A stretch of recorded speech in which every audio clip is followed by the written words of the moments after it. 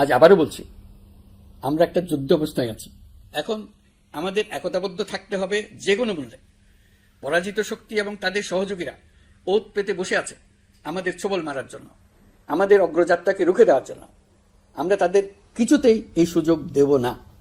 আসুন আমরা আমাদের সম্মিলিত প্রচেষ্টায় প্রিয় মাতৃভূমির স্বাধীনতা, সার্বভৌমত্ব, আঞ্চলিক অখণ্ডতা ও জাতীয় মর্যাদার বিরুদ্ধে যে কোনো আঘাত প্রতিহত করার উদ্দেশ্যে প্রতিরোধের ঐক্যবদ্ধ সুদৃঢ় প্রাচীর গড়ে তুলি। আপনারা জানেন, ঐতিহাসিক অভ্যুত্থানের পর এই সরকার যখন দায়িত্ব গ্রহণ করে তখন দেশের অর্থনৈতিক অবস্থা ছিল ভয়াবহ। ভয়ঙ্করভাবে যুদ্ধবিধ্বস্ত দেশের অর্থনীতিও এতটা খারাপ থাকে না যতটা খারাপ করে দিয়েছে 16 বছরের লাগামহীন লুটপাটতন্ত্র। আশার বিষয় হচ্ছে, শুধু ব্যাংক নয়, প্রত্যেকটি আর্থিক প্রতিষ্ঠান এখন ঘুরে দাঁড়িয়েছে। জনগণের আমানত এখন নিরাপদ। অর্থনীতির অধিকাংশ সূচক ইতিবাচক ধারায় ফিরে এসছে। আমাদের অর্থনীতির ইতিবাচক ধারা বিদেশি বিনিয়োগকারীদেরকেও আকৃষ্ট করছে। বৈদেশিক মুদ্রার রিজার্ভ শূন্যে নেমে যাওয়ার ভয়ে পতিত সরকার বিদেশি ব্যবসায়ীদের আয় নিজ দেশে নিতে দিচ্ছিল না। আমরা সেটা নিরসন করেছি। বৈদেশিক মুদ্রার রিজার্ভকে ইতিবাচক অবস্থায় নিয়ে আসতে পেরেছি। এই অর্থ বছরে আমরা চেষ্টা করেছি এমন একটি বাজেট দিতে যা সত্যিকার অর্থে জনকল্যাণমুখী হয়। দেশের ইতিহাসে প্রথমবারের মতো একটি বাজেট তার আগের বছরের চেয়ে ছোট হয়েছে। প্রবৃত্তি কেন্দ্রিক ধারণা থেকে সরে এসে আমরা চেষ্টা করেছি সামগ্রিক উন্নয়নের ধারণায় জোর দিতে। এই বাজেট প্রথাগত ভৌত অবকাঠামো তৈরির খতিয়ান নয়। এই বাজেটে প্রাধান্য দেওয়া হয়েছে মানুষকে। নজরদারি বৃদ্ধির ফলে রপ্তানি আয় বেড়েছে। অর্থনীতির দুঃসময়ে আমাদের প্রবাসী ভাই বোনেরা রেমিটেন্স যোদ্ধা হিসেবে এগিয়ে এসছেন, যার ফলে রেমিটেন্স প্রবাহ উল্লেখযোগ্যভাবে বৃদ্ধি পেয়েছে। আমি জাতির পক্ষ থেকে সকল রেমিটেন্স যোদ্ধাকে কৃতজ্ঞতা জানাচ্ছি। স্বৈরাচারী সরকারের পতনের পর অর্থ পাচার রোধে কঠিন পদক্ষেপ নিয়েছে অন্তর্বর্তী সরকার। এছাড়া পুরনো আমদানির দায় পরিশোধ হওয়ায় বৈদেশিক মুদ্রার রিজার্ভের উপরও চাপও কমেছে। রাজস্ব আদায় বাড়ানোর জন্য পূর্ব ঘোষণা অনুযায়ী জাতীয় রাজস্ব বোর্ড এনবিআর ভেঙে অর্থ মন্ত্রণালয়ের অধীনে রাজস্ব নীতি বিভাগ এবং রাজস্ব ব্যবস্থাপনা বিভাগ নামে দুটি স্বতন্ত্র বিভাগ প্রতিষ্ঠা করা হয়েছে। এটি একটি বড় কাঠামোগত সংস্কার। এই সিদ্ধান্তের ফলে বিশাল আকারের দুর্নীতি কমবে, রাজস্ব ব্যবস্থার দক্ষতা বাড়বে, স্বার্থের দ্বন্দ্ব কমবে এবং রাজস্ব আহরণের আওতা সম্প্রসারিত হবে। অর্থনীতি সহ বিগত মাসগুলোতে সরকারের প্রত্যেকটি মন্ত্রণালয় ছোট বড় বহু সংস্কারের উদ্যোগ নিয়েছে। মোট 54টি মন্ত্রণালয়ে 1000-এর উপরে সংস্কার ও উন্নয়ন সংক্রান্ত পদক্ষেপ নেওয়া হয়েছে। এর পাশাপাশি আমরা যে সংস্কার কমিশন করেছিলাম তাদের সুপারিশের মধ্য থেকে আশু করণীয় সুপারিশগুলো দ্রুত বাস্তবায়নের জন্য মন্ত্রণালয়গুলো কাজ করে যাচ্ছে। মে মাস পর্যন্ত বিভিন্ন সংস্কার কমিশন থেকে প্রাপ্ত সুপারিশের ভিত্তিতে 54টি মন্ত্রণালয়ে 129টি সুপারিশ বাস্তবায়ন করা হয়েছে। এই সকল সংস্কার কাজের মধ্যে কয়েকটি চুম্বক অংশ আজ আপনাদের সামনে তুলে ধরতে চাই। আইন ও বিচার বিভাগ মোট 33টি গুরুত্বপূর্ণ সুপারিশ ইতিমধ্যে বাস্তবায়ন করেছে। এর মধ্যে উল্লেখযোগ্য হল ইন্টারন্যাশনাল ক্রাইমস ট্রাইব্যুনাল অ্যাক্ট 1973 সংশোধন ও পুনর্গঠন করে আইনটি আন্তর্জাতিক মানের সাথে সামঞ্জস্যপূর্ণ করা। বিচার বিভাগীয় সংস্কার কমিশনের প্রস্তাব অনুযায়ী সুপ্রিম কোর্ট বিচারক নিয়োগ অধ্যাদেশ 2025 প্রণয়ন ও জারি করা হয়েছে। এর অধীনে প্রথমবারের মতো বাংলাদেশের ইতিহাসে গণবিজ্ঞপ্তির মাধ্যমে সুপ্রিম কোর্টে বিচারক নিয়োগের সুযোগ তৈরি হয়েছে। দেওয়ানি কার্যবিধির সংশোধন করা হয়েছে, যার ফলে এখন বাদীকে আর দিনের পর দিন সশরীরে আদালতে যেতে হবে না। এক একটি দেওয়ানি মামলা নিষ্পত্তি হতে আগে যত সময় লাগত, এই সংশোধনীর ফলে সময়সীমা অর্ধেকে কমিয়ে আনা সম্ভব হবে বলে আমরা মনে করছি। দেশের 1000-এর বেশি অবকাঠামো এবং প্রতিষ্ঠানের নাম পলাতক প্রধানমন্ত্রীর বাবা, মা, ভাই, বোন, আত্মীয় স্বজনের নামে প্রতিষ্ঠিত করা হয়েছিল। তার মধ্যে ছিল সেনানিবাস, বিমান ঘাঁটি, নৌবাহিনীর জাহাজ, মেগা সেতু, সড়ক, স্থাপনা, স্কুল, কলেজ, বিশ্ববিদ্যালয়, হাসপাতাল, গবেষণা কেন্দ্র, আরো বহু কিছু। এগুলো সব নাম পরিবর্তন করা হয়েছে। নারী ও শিশু নির্যাতন দমন আইন সংশোধন করা হয়েছে। প্রবাসী ভাই বোনদের অনেক দিনের দাবির পরিপ্রেক্ষিতে পাওয়ার অব অ্যাটর্নি বিধিমালা সংশোধন করা হয়েছে। এখন পুরনো পাসপোর্টে নো ভিসা রিকোয়ার্ড স্টিকার থাকলে কিংবা জন্মসনদ থাকলে বিদেশ থেকে পাওয়ার অব অ্যাটর্নি সম্পাদন করতে পারবে। আগামী 2 মাসের মধ্যে আইনগত সহায়তা কার্যক্রম ব্যাপকভাবে বিস্তার করা হবে। বছরে এখন গড়ে 35,000 মামলা নিষ্পত্তি হয়। আমাদের লক্ষ্য এটিকে 2 লক্ষ মামলায় উন্নতি করা। মামলা দায়েরের 48 ঘন্টার মধ্যেই যাদের বিরুদ্ধে মামলার কোনো ভিত্তি নেই তাদের বাদ দেওয়ার ব্যবস্থা করা হচ্ছে। আমরা সর্বোচ্চ চেষ্টা করেছি দেশের মানুষকে লুটপাট তন্ত্র থেকে বের করে আনতে। আপনারা জানেন বিগত 16 বছরে উন্নয়নের নামে মেগা প্রকল্প নিয়ে কি পরিমাণ লুটপাট হয়েছে। মেগা প্রকল্পগুলো যেন হয়ে উঠেছিল মেগা ডাকাতির প্রকল্প। আমরা দায়িত্ব গ্রহণের পরপরই বিভিন্ন উন্নয়ন প্রকল্প পুনরায় মূল্যায়ন করে দেখেছি যে প্রায় সব প্রকল্পেই ভৌতিক ব্যয় ধরা হয়েছে। শুধুমাত্র সড়ক পরিবহন ও মহাসড়ক বিভাগ, সেতু বিভাগ, রেল মন্ত্রণালয়, বিদ্যুৎ বিভাগ, জ্বালানি ও খনিজ সম্পদ বিভাগ, এই 5টি বিভাগে ব্যয় সংকোচ করা হয়েছে 46,308 কোটি টাকা। এই টাকা দিয়ে জ্বালানি খাতে সমস্ত বকেয়া মিটিয়ে দিয়ে বকেয়ার পরিমাণ শূন্যে নামিয়ে আনা হয়েছে। বৈদেশিক ঋণ পরিশোধ করে সব ধরনের ঋণের ফাঁদ থেকে বেরিয়ে আসা আমাদের অগ্রাধিকার। দেশে বিনিয়োগ বাড়ানো ও নতুন কর্মসংস্থান তৈরিতে আমাদের গুরুত্ব দিতেই হবে। তা না হলে এদেশকে আমরা যে স্থানে নিয়ে যেতে চাই সেখানে নিয়ে যাওয়া সম্ভব হবে না। বিনিয়োগ ও কর্মসংস্থানের ব্যাপারে রাজনৈতিক দল ও জনগণ আমাদের সর্বাত্মক সমর্থন করছেন। সকলের মধ্যে ব্যাপক আগ্রহ, কৌতূহল আমাদের অনুপ্রেরণা যোগাচ্ছে। সংশ্লিষ্টদের সঙ্গে আলোচনা করে বিনিয়োগ পরিবেশ উন্নত করতে 30টি মূল সংস্কার কাজকে অগ্রাধিকার দেওয়া হয়েছে এবং ইতিমধ্যে 18টি সুপারিশ বাস্তবায়ন করা হয়েছে। বিনিয়োগ বান্ধব পরিবেশ গড়ে তুলতে এবং দেশি বিদেশি শিল্প প্রতিষ্ঠানের মধ্যে সংযোগ সৃষ্টি করতে আমরা সর্বোচ্চ চেষ্টা করে যাচ্ছি। গত অক্টোবর হতে মার্চ পর্যন্ত নেট বিদেশি বিনিয়োগ এসছে মোট 756 মিলিয়ন মার্কিন ডলার, অর্থাৎ প্রায় 9,247 কোটি টাকা। বাংলাদেশ ইনভেস্টমেন্ট সামিট 2025-এ নির্দিষ্ট খাতভিত্তিক সেশনের মাধ্যমে ব্যবসায়ী চেম্বার, ব্যাংক ও বেসরকারি খাতের অন্যান্য অংশীদারদের মধ্যে আলোচনা হয়েছে। ইনভেস্টমেন্ট সামিটে বিদেশি বিনিয়োগকারীরা ও রাজনৈতিক দলগুলোর মধ্যেও আলোচনার জন্য আলাদা ব্যবস্থা রাখা হয়েছিল, যাতে করে পরবর্তীতে যে দলই ক্ষমতায় আসুক না কেন তারা যেন বিনিয়োগ বান্ধব বাংলাদেশ গড়তে নিজেদের প্রতিশ্রুতির কথা জানাতে পারেন। সম্প্রতি চীনের বাণিজ্য মন্ত্রী চীনের 100টি কোম্পানির প্রায় 150 বিনিয়োগকারী ও ব্যবসায়ী নিয়ে বাংলাদেশে এসেছেন। আমরা আশা করছি খুব দ্রুতই বড় আকারের বিদেশি বিনিয়োগ দেখতে পাব। সম্প্রতি আমি চীন, কাতার, জাপান সহ কয়েকটি দেশ সফর করেছি। এসব সফরেও বিভিন্ন বৈঠকে বাংলাদেশের অর্থনৈতিক সম্ভাবনা অগ্রগতির কথা তুলে ধরেছে। দ্বিপাক্ষিক বাণিজ্য বিনিয়োগের বিষয়ে ফলপ্রসূ আলোচনা হয়েছে। আরও বেশি সংখ্যক বাংলাদেশি যাতে বিদেশে কর্মসংস্থানের সুযোগ পায় সে চেষ্টা করেছে। বাংলাদেশে কাতারি বিনিয়োগকারীদের জন্য একটি বিশেষ অর্থনৈতিক অঞ্চল গড়ে তোলার বিষয়ে আমাদের মধ্যে আলোচনা হয়েছে। বাংলাদেশের লাখো লাখো ছেলেমেয়েরা মাদ্রাসায় পড়াশোনা করে, তাদের জন্য প্রযুক্তি শিক্ষা ও বিদেশি ভাষা শিক্ষা চালু করতে আমরা কাতার চ্যারিটির সাহায্য চেয়েছি। গত মাসে আমি জাপান সফরে গিয়েছিলাম। এই সফরে জাপানের প্রধানমন্ত্রী বাংলাদেশকে বাজেট সহায়তা ও রেলপথ উন্নয়নের জন্য $1 বিলিয়ন মার্কিন ডলারের ঋণ ঘোষণা করেছেন। দ্বিপাক্ষিক 3টি চুক্তিপত্র বিনিময় হয়েছে। এই সফরে দুই দেশের মধ্যে অর্থনৈতিক বিনিয়োগ ও অন্যান্য সহযোগিতার ক্ষেত্রে 6টি সমঝোতা স্মারক অর্থাৎ MOU স্বাক্ষর হয়েছে। বাংলাদেশের কর্মশক্তির দক্ষতা বৃদ্ধি এবং জাপানে তাদের কর্মসংস্থান সহজতর করার লক্ষ্যে জাপানের সঙ্গে আমরা 2টি সমঝোতা স্মারকে স্বাক্ষর করেছি। জাপানের শ্রমিক সংকট রয়েছে। আমরা আগামী 5 বছরে জাপানে 1 লক্ষ কর্মী পাঠানোর চুক্তি সই করেছি। এর চাইতে আরও বেশি শ্রমিক ক্রমাগতভাবে পাঠানোর আয়োজন করে এসেছি। প্রিয় দেশবাসী, 1971 সালে বাংলাদেশ স্বাধীন হওয়ার পর অর্থনৈতিকভাবে আমাদের যে উন্নতির শিখরে থাকার কথা ছিল, বিশ্বের কাছে মাথা উঁচু করে দাঁড়াবার কথা ছিল, সেই উচ্চতায় আমরা পৌঁছতে পারিনি। আমরা চাই বাংলাদেশ দক্ষিণ এশিয়ার অর্থনৈতিক প্রাণকেন্দ্র হিসেবে প্রতিষ্ঠিত হোক। এই কারণে বিনিয়োগ পরিষেবার উন্নয়নের পাশাপাশি বন্দরের সক্ষমতা বাড়াতে উদ্যোগ নিয়েছি। এটা করা সম্ভব না হলে দেশের কোটি কোটি মানুষের বেকারত্ব ঘুচবে না, অর্থনৈতিক সংকট রয়েই যাবে। চট্টগ্রাম বন্দর নিয়ে অনেকের মধ্যে কৌতূহল তৈরি হয়েছে। মাঝে মাঝে এমন কথাও শুনেছে যে এই বন্দর বিদেশিদেরকে নাকি দিয়ে দেওয়া হচ্ছে। আমি আগেও জানিয়েছি, চট্টগ্রাম বন্দর হল বাংলাদেশের অর্থনীতির হৃৎপিণ্ড। বর্তমানে এই হৃৎপিণ্ড অতি দুর্বল। এখন যে অবস্থায় আছে সেই অবস্থায় তাকে রেখে দিলে আমাদের অর্থনীতিকে সামনে এগিয়ে নিয়ে যাওয়া সম্ভব হবে না। এই হৃৎপিণ্ডকে বড় করতে হবে, মজবুত করতে হবে, সুঠাম করতে হবে। তা করতে হলে বহু উদ্যোগ গ্রহণ করতে হবে, অভিজ্ঞদের সাহায্য লাগবে। আমরা যাদের সঙ্গে যোগাযোগ করেছি তারা বন্দর ব্যবস্থাপনায় বিশ্বের সেরা, সবচেয়ে অভিজ্ঞ। তারা ইউরোপ, কানাডা, অস্ট্রেলিয়া, চীন, দক্ষিণ কোরিয়া, ভারত, পাকিস্তান, তুরস্ক, মধ্যপ্রাচ্য ও আফ্রিকা সহ বিশ্বজুড়ে বন্দর পরিচালনা করে। তাদের কাজ বন্দর ব্যবস্থাপনা। আমাদের লক্ষ্য হলো বন্দর ব্যবস্থাপনার কাজ যত তাড়াতাড়ি সম্ভব তাদের কাছ থেকে শিখে নেওয়া।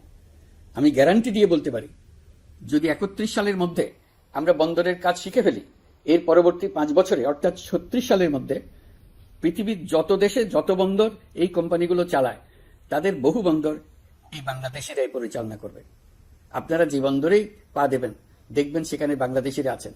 বহু লোকের কর্মসংস্থান হবে, বহু লোকের উপরে ওঠার সুযোগ হবে। তাদের নিজেদের প্রয়োজনেই তারা আমাদের চাকরি দেবে।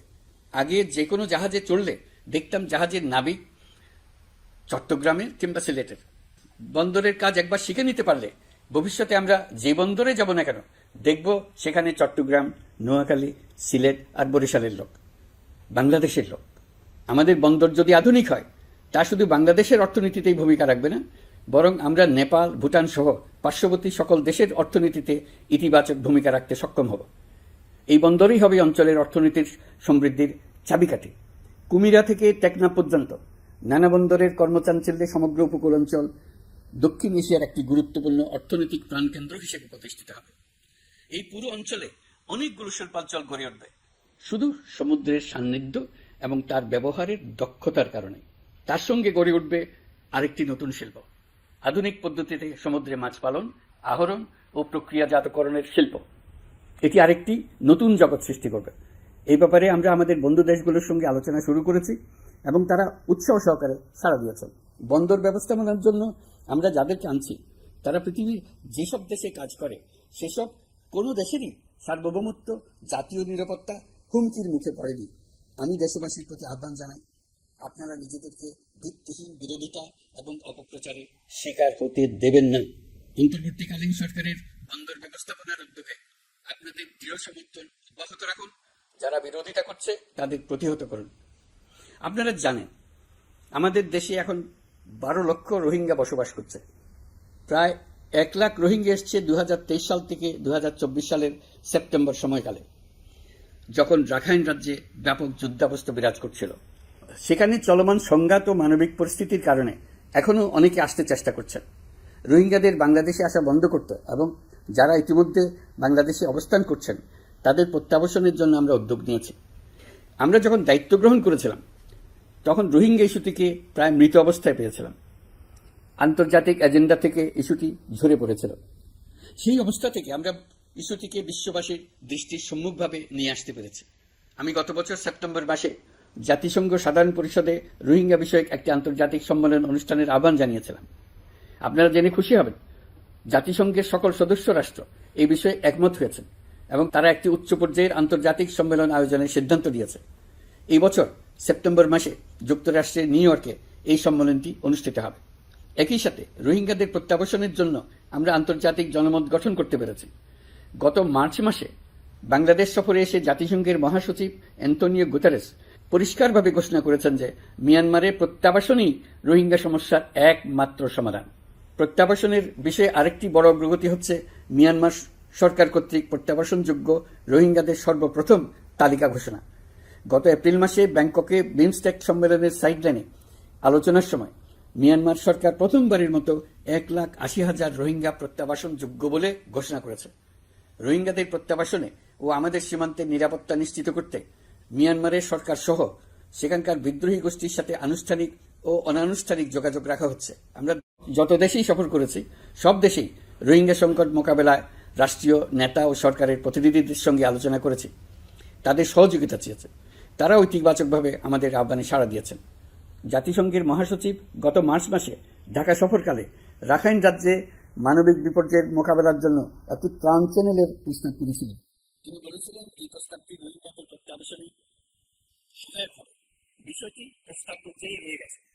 আমরা লক্ষ্য করেছি রাখাইনের জন্য বাংলাদেশ করিডোর দিয়ে দিয়েছে বলে একটা অপপ্রচার চালানো হচ্ছে। আমি সুস্পষ্টভাবে বলছি এটা সর্বৈব মিথ্যা। এটা ছিলে কান নিয়ে যাওয়ার গল্প। যারা অসত্য কল্পকাহিনী বানিয়ে বাংলাদেশের মানুষকে ক্রমাগত বিভ্রান্ত করে অশান্তি সৃষ্টিতে নিয়োজিত, এটা তাদেরই শিল্পকর্ম। আপনারা এই বিষয়ে হুঁশিয়ার থাকবেন, কোনোভাবেই বিভ্রান্ত হবেন না। এসব অপপ্রচার সত্ত্বেও আমরা লক্ষ্যচ্যুত হব না। এই জটিল সমস্যাটি সমাধানে আমাদের কাজ চালিয়ে যাব। প্রিয় দেশবাসী, আগামী মাসে জুলাই গণ অভ্যুত্থানের বছর পূর্ণ হবে। যাদের আত্মত্যাগের কারণে এই অভ্যুত্থান সম্ভব হলো, আমরা তাদেরকে এবং তাদের পরিবারকে প্রতি মুহূর্তে আমাদের দৃষ্টিতে রেখেছি। তাদের জন্য নানা কর্মসূচি আমরা বাস্তবায়ন করে চলেছি। এখন পর্যন্ত 834টি শহীদ পরিবারের মধ্যে 630টি শহীদ পরিবারকে 10 লক্ষ টাকা করে 63 কোটি টাকার সঞ্চয়পত্রের জন্য ব্যাংক চেক দেওয়া হয়েছে। অবশিষ্ট যারা আছেন তাদের ওয়ারিশ নির্ধারণ সংক্রান্ত বিষয়গুলি নিষ্পত্তি সাপেক্ষে সঞ্চয়পত্র দেওয়া হবে। এর পাশাপাশি গণ অভ্যুত্থানে আহত প্রায় 12,500 জনকে 106 কোটি টাকা দেওয়া হয়েছে। গণ অভ্যুত্থানে আহতদের মধ্যে সরকারি বেসরকারি বিভিন্ন হাসপাতালে এই পর্যন্ত 15,393 জন চিকিৎসা গ্রহণ করেছেন। স্বাস্থ্যসেবা বিভাগের মাধ্যমে 40 জন আর মুক্তিযুদ্ধ বিষয়ক মন্ত্রণালয়ের মাধ্যমে 11 জনকে উন্নত চিকিৎসার জন্য সিঙ্গাপুর, থাইল্যান্ড ও রাশিয়া পাঠানো হয়েছে। তাদের চিকিৎসা বাবদ এই পর্যন্ত সরকার 61 কোটি টাকা ব্যয় করেছে এবং এই ব্যয় অব্যাহত আছে। আরও 28 জন জুলাই যোদ্ধাকে উন্নত চিকিৎসার জন্য সিঙ্গাপুর, থাইল্যান্ড ও তুরস্কে পাঠানোর প্রক্রিয়া চলছে। এখন পর্যন্ত বিভিন্ন হাসপাতালে চিকিৎসাধীনদের যুক্তরাজ্য, যুক্তরাষ্ট্র, ফ্রান্স, সিঙ্গাপুর, থাইল্যান্ড, চীন, মালয়েশিয়া ও নেপাল থেকে 26 জন বিশেষজ্ঞ চিকিৎসক এসে বিনামূল্যে চিকিৎসা দিয়েছেন। এই চিকিৎসকবৃন্দ শুধু যাতায়াত খরচ গ্রহণ করেছেন, এর বেশি কিছু তারা গ্রহণ করতে চান নাই। আমরা তাদের প্রতি কৃতজ্ঞ। এই পর্যন্ত শহীদ পরিবারগুলোকে সঞ্চয়পত্র প্রদান, আহত ব্যক্তিদের চিকিৎসা ও চেক প্রদান বাবদ সরকার মোট 285 কোটি টাকা ব্যয় করেছে। প্রিয় দেশবাসী, আমি শুরু থেকেই বলেছি, পতিত স্বৈরাচার বাংলাদেশকে যেভাবে ধ্বংসস্তূপ বানিয়েছে, সেখান থেকে নতুন করে যাত্রা শুরু করতে হলে ন্যূনতম 3টি আবশ্যিক কাজ সম্পন্ন করতে হবে। প্রথমত, বিচার ও জবাবদিহিতা প্রতিষ্ঠার উদ্যোগ দৃশ্যমান করে তোলা। দ্বিতীয়ত, রাষ্ট্রের গণতান্ত্রিক পুনর্গঠন ও প্রাতিষ্ঠানিক কাঠামোর সংস্কার সাধনে প্রয়োজনীয় ঐক্যমত ও পথনকশা তৈরি করা। তৃতীয়ত, একটি অবাধ, সুষ্ঠু ও শান্তিপূর্ণ নির্বাচন আয়োজন করে ক্ষমতা হস্তান্তরের গণতান্ত্রিক প্রক্রিয়া সম্পন্ন করা। এই লক্ষ্যে ধ্বংসপ্রাপ্ত নির্বাচন ব্যবস্থাকে স্থায়ীভাবে সংস্কার করা। এই 3টি ম্যান্ডেট হচ্ছে দেশবাসীর সাথে আমাদের চুক্তি।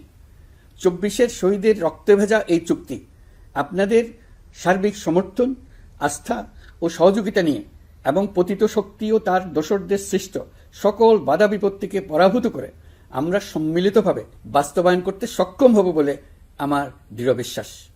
গত বছর জুলাই-আগস্ট মাসে সংঘটিত হত্যাযজ্ঞ সহ বিগত 16 বছরের গুম, খুন, নির্যাতনের সত্য উদ্ঘাটন এবং আর্থিক খাতের সীমাহীন দুর্নীতি, অনিয়ম ও অপরাধের বিচার প্রক্রিয়া আমরা শুরু করেছি। মানবতা বিরোধী অপরাধের বিচারের জন্য আন্তর্জাতিক অপরাধ ট্রাইব্যুনাল গঠনের পর প্রসিকিউশন টিম গঠন ও তদন্ত কর্মকর্তা নিয়োগের পাশাপাশি বিচারিক কার্যক্রম পরিচালনা প্রক্রিয়াধীন ছিল।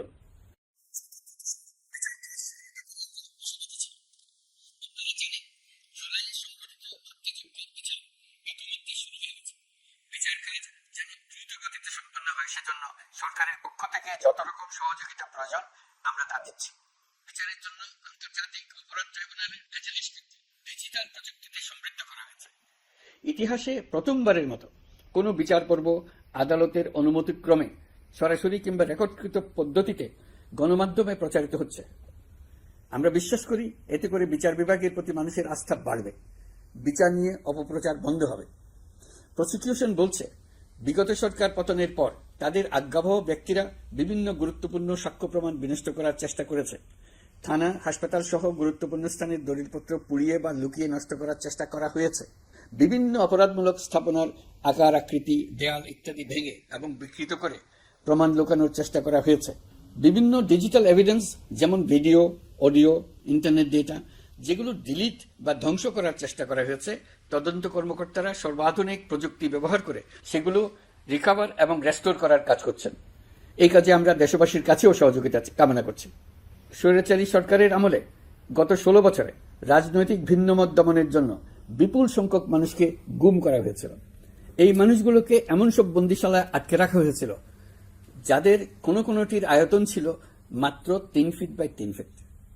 গুমের ঘটনা তদন্ত ও এই ভয়াবহ অপরাধের সঙ্গে যারা জড়িত তাদের বিচারের জন্য একটি স্বাধীন গুম সংক্রান্ত কমিশন নিরলসভাবে কাজ করে যাচ্ছে। তারা গুমের এমন রোমহর্ষক ঘটনা আবিষ্কার করেছে যা নিষ্ঠুরতার চূড়ান্ত সীমা ছাড়িয়ে গেছে।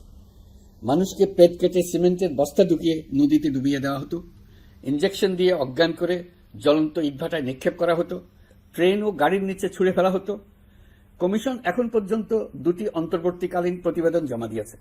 তারা এখনো প্রতিনিয়ত নতুন নতুন অভিযোগ পাচ্ছে। ইতিমধ্যে গুমের তদন্ত কার্যক্রমের জন্য ঢাকা শহরের 3টি, চাঁপাইনবাবগঞ্জ ও বগুড়া জেলায় 3টি গুমের কেন্দ্র পরিদর্শন ও সাক্ষ্য গ্রহণ করা হয়েছে। তদন্ত কাজে মানুষের সম্পৃক্ততা বাড়াতে বিশ্ববিদ্যালয়, মাদ্রাসা পর্যায়ে গণশুনানি গ্রহণ করা হয়েছে। মোট 8 শতাধিক শিক্ষার্থী, শিক্ষক, সাধারণ মানুষ গণশুনানিতে অংশ নিয়েছেন। গুম সংক্রান্ত বেশ কিছু অভিযোগ ইতিমধ্যে আন্তর্জাতিক অপরাধ ট্রাইব্যুনালের তদন্ত সংস্থার কাছে জমা হয়েছে। এছাড়াও এই সংক্রান্ত একটা আইন প্রণয়নের কাজ প্রায় শেষ পর্যায়ে আছে। অল্প কিছুদিনের মধ্যেই এটি চূড়ান্ত হবে বলে আশা করছি। গত 16 বছর ধরে এদেশের প্রতিটি স্তরে অপরাধ, অনিয়ম, দুর্নীতির ভাইরাস ছড়িয়ে পড়েছিল। এই রোগাক্রান্ত রাষ্ট্র ব্যবস্থাকে রোগমুক্ত করে জনগণের কল্যাণমুখী করতে হলে আমাদের রাজনৈতিক দলগুলোর সক্রিয় অংশগ্রহণ জরুরি। আমরা দায়িত্ব নেবার পর থেকেই রাজনৈতিক দলগুলোর সাথে নিয়মিত যোগাযোগ রেখেছি। বিভিন্ন ইস্যুতে রাজনৈতিক নেতাদের সঙ্গে আলাদা এবং একত্রিতভাবে বৈঠক করেছি। সর্বশেষ গত মাসের শেষ সপ্তাহেও বিভিন্ন রাজনৈতিক দলের নেতৃবৃন্দের সঙ্গে আমি বৈঠক করেছি এবং চলতি সপ্তাহে জাতীয় ঐক্যমত্য কমিশনের 2য় পর্বের আলোচনা শুরু করেছি। সরকার পরিচালনায় তারা তাদের গুরুত্বপূর্ণ মতামত তুলে ধরেছেন। রাজনৈতিক দলগুলো শুরু থেকে আমাদের সাথে সহযোগিতা করে এসেছেন এবং সবসময় তারা সহযোগিতা অব্যাহত রাখার প্রতিশ্রুতি দিয়েছে। প্রিয় দেশবাসী, আপনাদের নিশ্চয় মনে আছে, জুলাই গণঅভ্যুত্থানের নেতৃত্ব অংশ নেওয়া শিক্ষার্থীরা একটি জুলাই ঘোষণাপত্র দেওয়ার কথা জানিয়েছিল। তারা আমাকেও সেখানে আমন্ত্রণ জানায়। আমি বলেছিলাম, দেশের সকল রাজনৈতিক ব্যক্তিবর্গ, নাগরিক সমাজের প্রতিনিধি সহ অন্যদের সঙ্গে নিয়ে সকলে মিলে এই ঘোষণাপত্র দেওয়া ভালো হবে। এর পাশাপাশি আগামী জুলাই মাসেই সকল রাজনৈতিক দলের ঐকমত্যের ভিত্তিতে একটি জুলাই সনদ প্রস্তুত করে আমরা জাতির সামনে উপস্থাপন করতে পারব বলে আশা করছি। এই জুলাই সনদ হলো একটি প্রতিশ্রুতি, একটি জনকল্যাণমুখী রাষ্ট্র নির্মাণের জন্য সংস্কার কমিশন যে প্রস্তাবগুলো দিয়েছে সেগুলোর মধ্য থেকে রাজনৈতিক দলগুলো যে কয়টিতে একমত হয়েছে তার তালিকা থাকবে এই সনদে।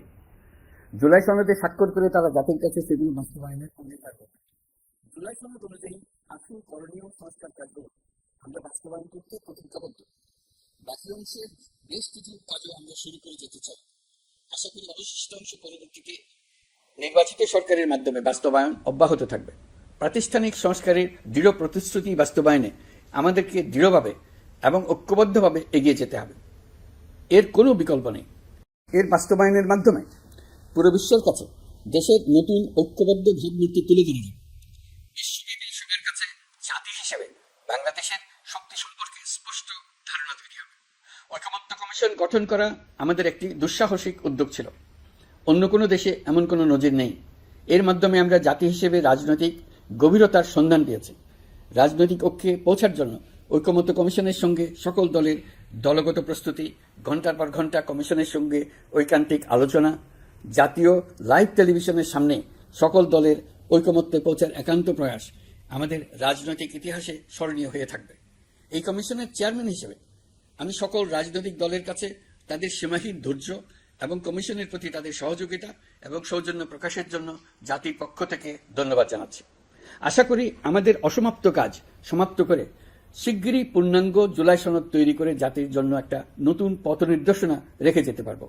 এই কমিশনের অভিজ্ঞতার মাধ্যমে দেশের যে নতুন রাজনৈতিক সংস্কৃতি গড়ে ওঠার সম্ভাবনা দেখা দিয়েছে, আগামী নির্বাচনের মাধ্যমে যদি সেটা বিকাশমানভাবে স্থায়ী রূপ দিতে পারে, তাহলে আমরা ভবিষ্যতের সকল রাজনৈতিক সংকট মোকাবেলা করতে সক্ষম হব।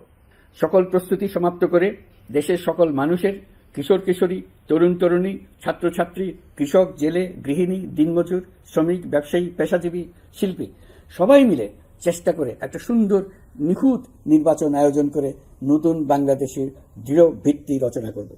প্রিয় দেশবাসী, আমি জানি আগামী জাতীয় নির্বাচন কখন হবে সে বিষয়ে সিদ্ধান্ত জানার জন্য রাজনৈতিক দল ও জনগণের মধ্যে বিপুল আগ্রহ রয়েছে।